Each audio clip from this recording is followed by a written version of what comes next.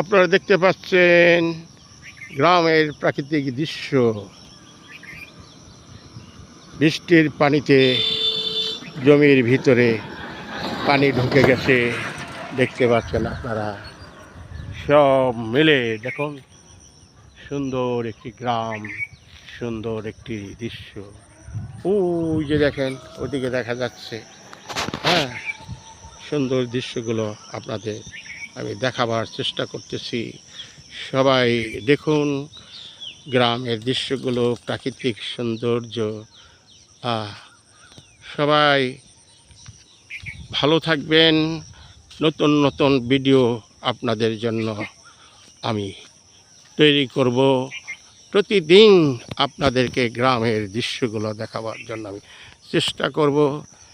সবাই এবিএস টিভির সাথেই থাকুন।